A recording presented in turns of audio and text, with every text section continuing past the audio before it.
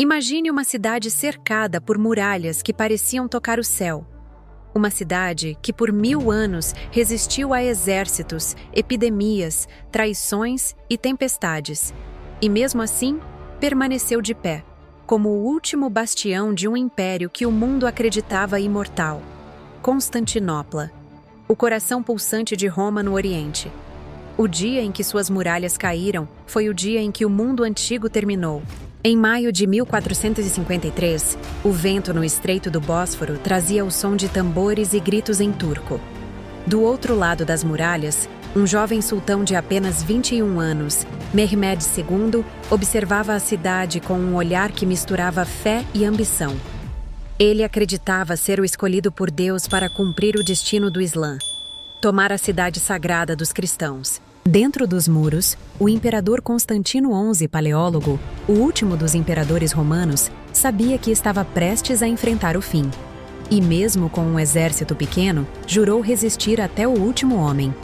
Melhor morrer com honra do que viver com vergonha, disse, segundo a crônica bizantina de Jorge Francês.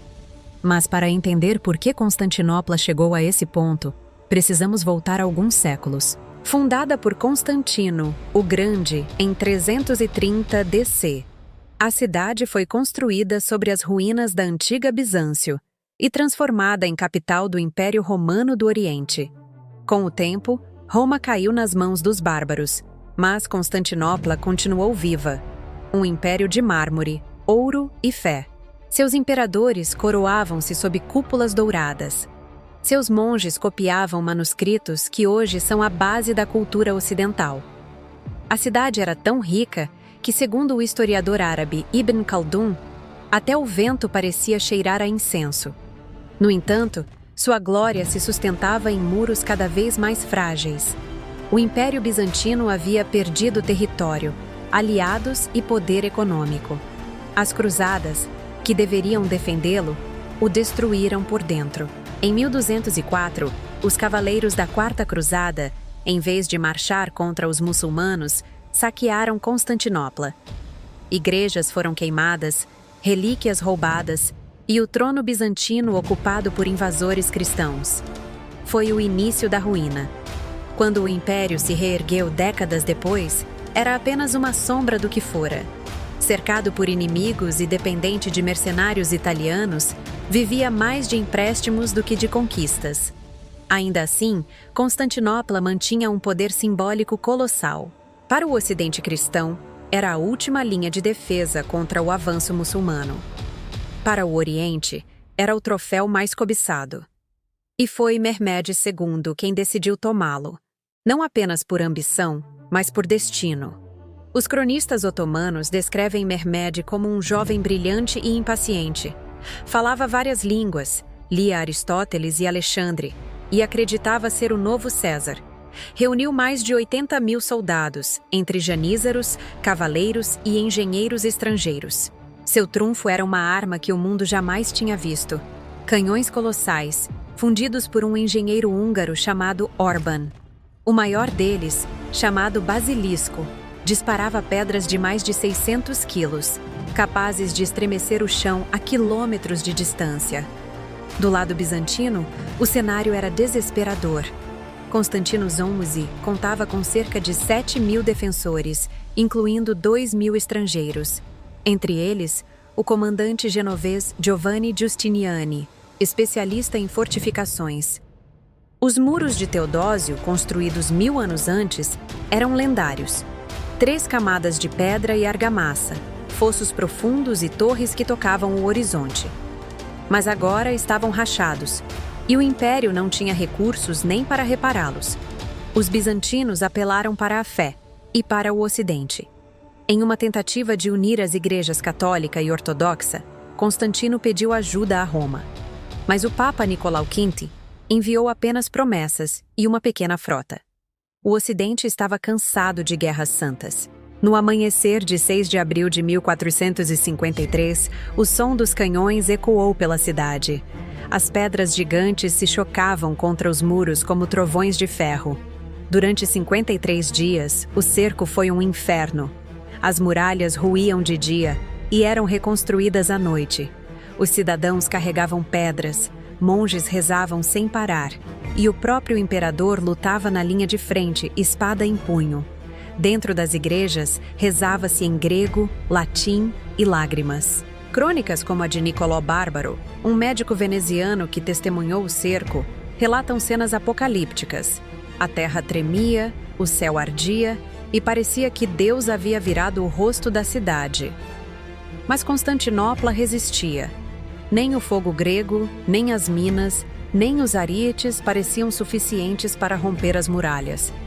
Então Mehmed mudou de tática. Ele mandou transportar dezenas de navios por terra, usando toras de madeira e gordura animal, contornando as correntes do chifre de ouro. Uma façanha de engenharia digna de lenda.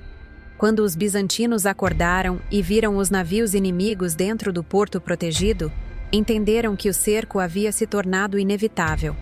Era apenas questão de tempo. Na madrugada de 29 de maio de 1453, o silêncio foi quebrado por um canto em árabe. Allahu Akbar. Era o sinal do ataque final. 3 ondas de assalto foram lançadas contra os muros. Na terceira, um projétil atingiu Giustiniani, o comandante genovês. Ferido, ele foi retirado do campo, e o moral dos defensores desabou. O próprio imperador Constantino, vestindo sua armadura púrpura, recusou-se a fugir. Segundo o cronista bizantino Ducas, suas últimas palavras foram: "Não há mais imperador, apenas um romano que morre por sua cidade." E mergulhou no combate. Ao amanhecer, os soldados otomanos atravessaram os portões e hastearam o estandarte da lua crescente. Os sinos tocaram pela última vez. O Império Romano, que durara 1123 anos, havia chegado ao fim. Mehmed II entrou em Constantinopla montado em seu cavalo branco. Ao chegar à Basílica de Santa Sofia, ordenou que cessassem os saques e mandou convertê-la em mesquita. Segundo o historiador árabe Al-Suyuti, o jovem sultão se ajoelhou no chão coberto de destroços e murmurou: "Que cidade tomamos? Mas que cidade entregamos à ruína?"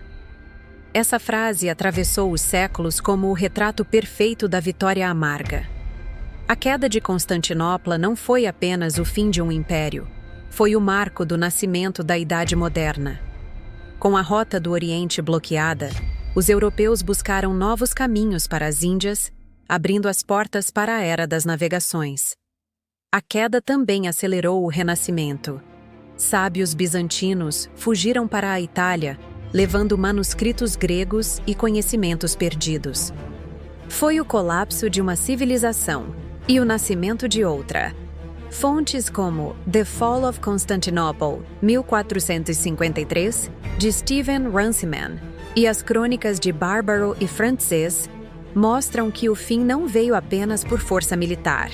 Foi o resultado de séculos de divisão, arrogância e desunião entre cristãos. Roma e Constantinopla, Oriente e Ocidente, 2 mundos que se chamavam irmãos, mas se comportaram como inimigos.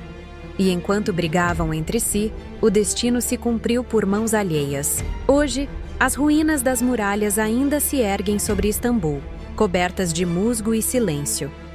Entre elas, turistas tiram fotos sem imaginar que, sob seus pés, jazem os ecos de um império que acreditava ser eterno.